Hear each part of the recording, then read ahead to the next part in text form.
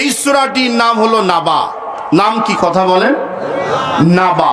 এই সূরাটি নাজিল হয় মক্কায়। নাবা অর্থ হলো খবর। নাবা অর্থ কি বলেন? খবর বা সংবাদ। খবর বা, এখন এই খবর বা সংবাদ কাকে দিবেন? যারা কোরআনের পক্ষে আছেন এনারা এই খবরটা দিবেন যারা গানের পক্ষে তাদেরকে। কথা বলেন কেন? এই কাজটা যে খারাপ, ভালো নয়। এই গোটা জাতিকে আপনি পরিষ্কার করতে হবে যে আল্লাহর আইনের মধ্যে, আল্লাহর বিধানের মধ্যে, আল্লাহর হুকুম মানার মধ্যে রয়েছে শান্তি। শয়তানি কার্যক্রমের মধ্যে কোনো শান্তি, কথা বলেন, নাই। এই জন্য নাবা শব্দের অর্থ কি যেন বলেন? খবর বা সংবাদ। খবর বা, সামনে আরেকবার বলেন ভাই, খবর বা সংবাদ। তাহলে আপনারা এখানে যারা আছেন সবাই সাংবাদিক। খবর দিবেন কোরআন থেকে। খবর প্রচার যিনারা করেন তাদেরকে সাংবাদিক বলা হয়। এই সূরাটি নাজিল করলেন আল্লাহ রাব্বুল আলামিন কোন সময়? মক্কাতে, যখন সমস্ত মানুষগুলা মূর্তি পূজায় জড়িত ছিল। একদিকে মূর্তি পূজা, অপরদিকে কাবা ঘরের মধ্যে ইবাদতও চলে, আবার মূর্তি পূজাগুলাও হচ্ছিল। এই সময়ের মধ্যে গিয়ে মানুষগুলাকে আল্লাহ রাব্বুল আলামিন হেদায়েতের জন্য, তার পক্ষে আসার জন্য, কোরআনের দিকে আসার জন্য আল্লাহ রাব্বুল আলামিন মেসেজ দিলেন বিশ্ব নবী জনাবে মুহাম্মদুর রাসূলুল্লাহ সাল্লাল্লাহু আলাইহি ওয়াসাল্লামের মাধ্যমে। ঠিক আছে তো? তাহলে আমাদের কাছে মেসেজ দিয়েছেন বিশ্ব নবী। কে দিয়েছেন বলেন? বিশ্ব নবী। এখন নবী নাই, নবী না থাকায় আলেম সম্প্রদায় এই খবর মেসেজগুলা আমাদের কাছে দিচ্ছেন, দিবেন, কিয়ামত পর্যন্ত এই কার্যক্রম চলবে। ঠিক না ভাইরা? আলোচনার দিকে তাকালে মনে হবে এই রুইগাড়ি হাই স্কুল মাঠে যে গান বাজনা হলো, এই পাশেই হয়তোবা কোরআন নাজিল হয়েছে, এই আয়াতগুলা এরকম মনে হবে। একটু আগালে বুঝতে পারবেন। দেখবেন যেখানে কোরআনের কথা বলা হয় দুইটা শ্রেণী অবস্থান করে। কয়টা বলে? একটার পক্ষে যায়, আরেকটার বিরুদ্ধে যায়। কথা বলেন? একটার পক্ষে যায়, আরেকটার কি হয়? বিরুদ্ধে যায়। বিরুদ্ধে যখন যায় ও বলে, ও সভাপতি যা বললো সব ঠিক আছে, তুমি তো বসেছিলে, ওই অমুকের বাপ দেইসাও কিভাবে ভুলি গেল। এরকম কিছু লোক আছে না নাই? কথা বলে। কোরআনটা কি আমার, আপনার, সকলের? কে দিয়েছেন? আল্লাহ দিয়েছেন এই কোরআন। আল্লাহর জমিনে আল্লাহ রাব্বুল আলামিনের এই হুকুম কিভাবে প্রতিষ্ঠিত হবে বিশ্ব নবী জনাবে মুহাম্মদুর রাসূলুল্লাহ সাল্লাল্লাহু আলাইহি ওয়াসাল্লামের মাধ্যমে জানিয়ে দিয়েছেন। কথা বলেন ঠিক কিনা?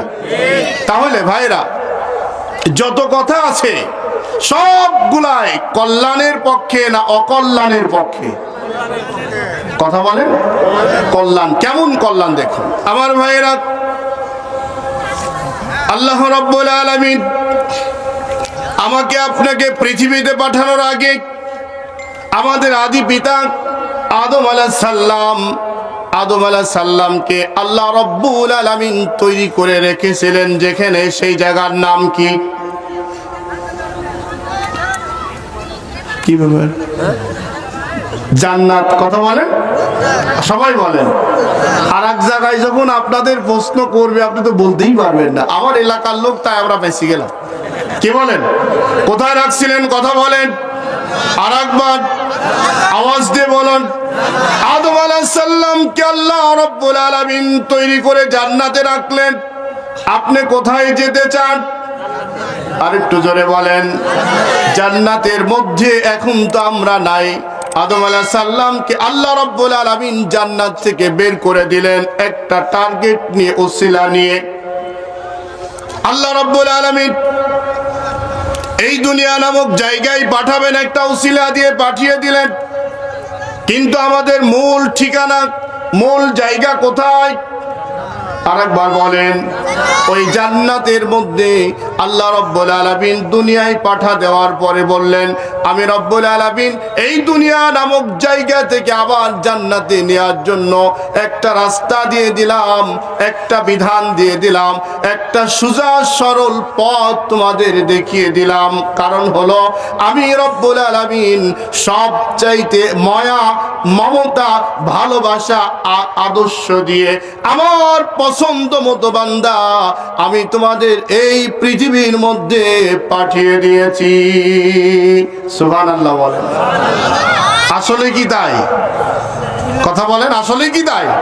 আমার ভাইয়েরা দেখুন কিভাবে আল্লাহ রাব্বুল আলামিন বলেন, ফি আইয়ি সূরাতিম মা শাআ রাক্কাবাক। আল্লাহ রাব্বুল আলামিন বলেন, আমি তোমাদের যে ভালোবাসছি, ও দুনিয়ার মানুষ তোমরা চিন্তা করে দেখো, একজন আরেকজনের দিকে তাকাও। কে বলল বলেন? একজন আরেকজনের দিকে তাকিয়ে দেখো।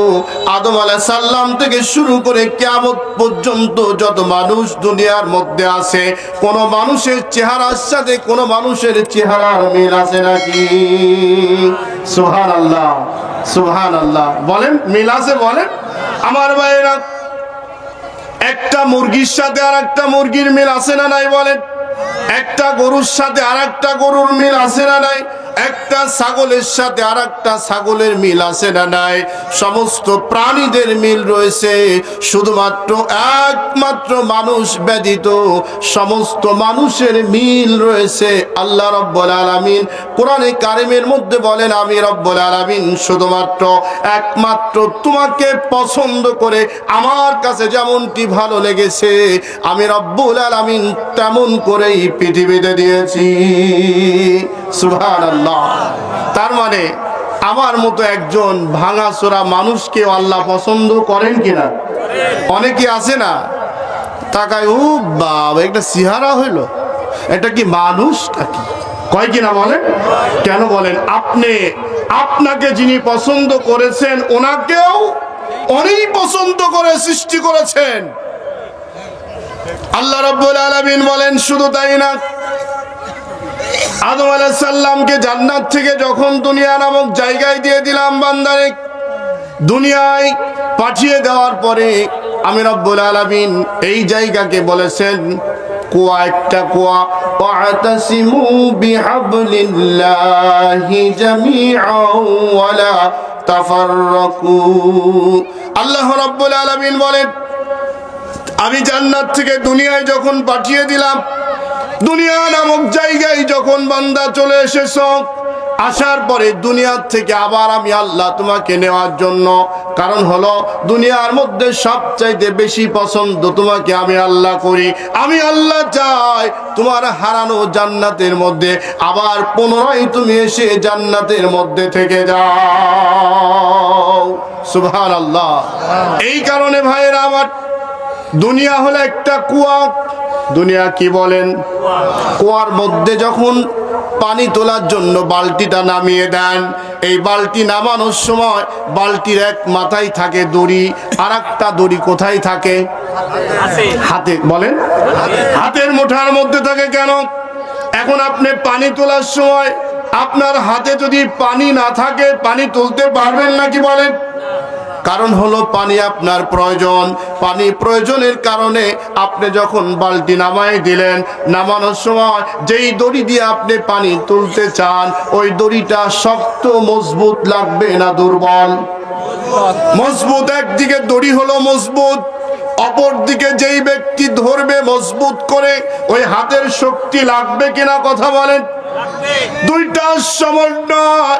পানি যখন বালতির মধ্যে উঠে যায়, পাত্রের মধ্যে উঠে যায়, এবার যদি টান দিয়ে আপনার চাহিদা মোতাবেক আপনি পানি ব্যবহার যদি করতে চান, কুয়ার থেকে পানি তোলা সম্ভব কিনা? সম্ভব নয় বলেন। আমার ভাইয়েরা ঠিক তেমন আল্লাহ আপনাদের জান্নাত দিতে চান, জান্নাত দিতে চান। এই দুনিয়ায় নামাই দিয়ে এই কোরআনে কারিমটা একটা রশি। সুবহানাল্লাহ বলেন। এটা একটা রশি, এই রশিটা দুনিয়াতে নামাই দিলেন আমার আপনার কাছে। এটা এখন আমি আপনি যদি কোরআনটাকে মজবুত করে ধরতে পারি, ওয়াতাসিমু বিহাবলিল